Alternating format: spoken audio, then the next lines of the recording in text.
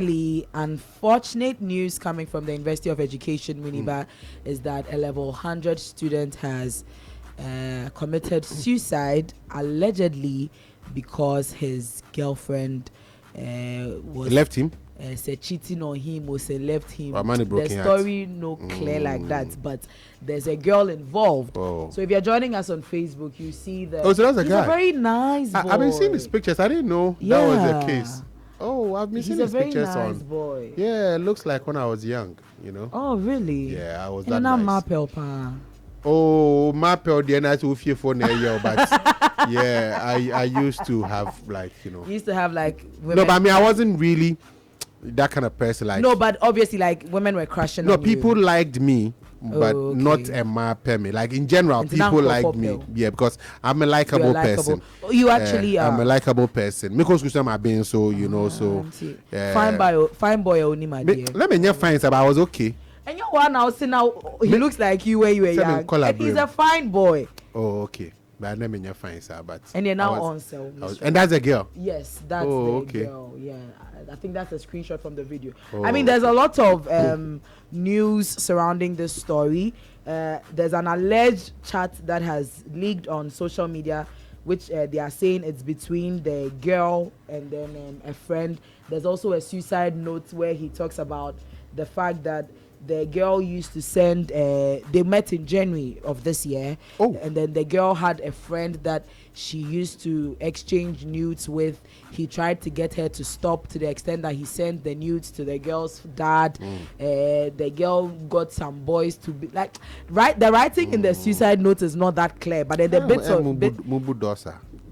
I think that there has to be there has to be some regulation banning these students from entering into relationships. You know the funny thing, they are not too mature to handle those relationships. Just before we came on, I saw another video from KNUST where the guy was assaulting the lady because apparently he also said she cheated on him. Now relationship cheating, university relationship cheating. Like I think there's not that maturity to handle, you know, the same one, the KNUST guy that killed the girlfriend, you know, allegedly killed the girlfriend and all that. Allegedly. I think it's sometimes I feel like when you get to the university, because there's so much freedom, especially if you're coming from a background where you've been sheltered all your life, you have very strict parents.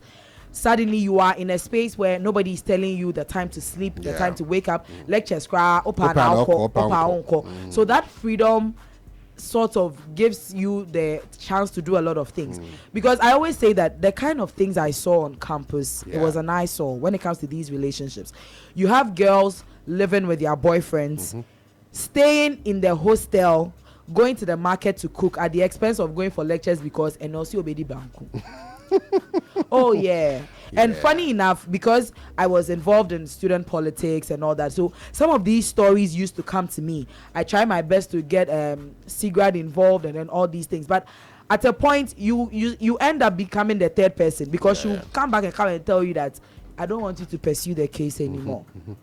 And then so I don't know, but we need to do something, because it's becoming one too many. More guidance and counseling in our schools. Definitely needed. And then there's also a screenshot where apparently the guy called his friends on FaceTime during the process of the hanging.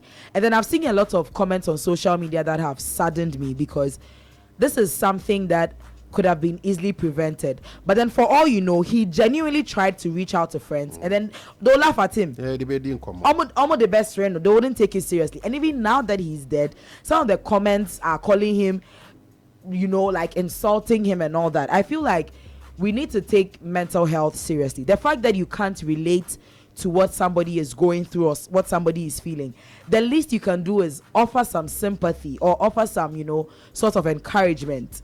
Ebiana, I call you and I tell you that my boyfriend has left me, so I want to kill myself. Genuinely, you can't relate. You feel like it's a very silly reason to want to kill yourself. But then the least you can do is that, oh, Maame, where are you?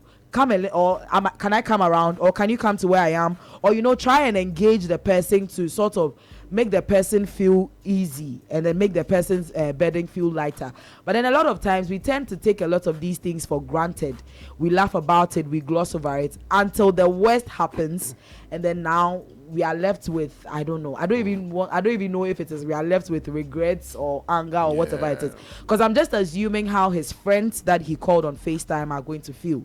Because he called you on FaceTime that Obekune, what did you do about it? Yeah. Like, what did you do about it? Did you laugh at him? Did you try to stop him? Did you try to encourage him? The same way I'm talking about the fact that these students might not be mature to handle relationships. His friends also might lack the maturity to actually deal with him, you know, in that situation, like you're mentioning. So your friend calls you that I want to kill myself because of this, and then the first thing probably would be that you laugh it off, like you understand? Hey, really? That's the first thing that you do? Oh, at that stage, and really? And for I'm as a Jimmy, the only girl. That's what you do. Exactly. But nobody has the training to even identify that what he's saying is actually real or not. You know, so okay. Well, maybe because I am much more aware of these mental health stuff. Because I find it surprising that that's the first thing that will come to your mind if somebody should call you that. No, but that's what will happen because the individuals don't have the maturity to even identify that this person has this challenge. What he's talking about is real. So it's like any other joke that we're carrying around. Okita Humano. Yeah. That's one fan sign. I know they are saying. No, but that's why they're not going to make the move.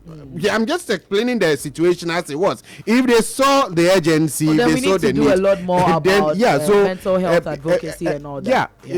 And from I was saying talking about guidance and counseling, but it could actually start earlier. Even in primary schools and not for you to identify it all the way to that level.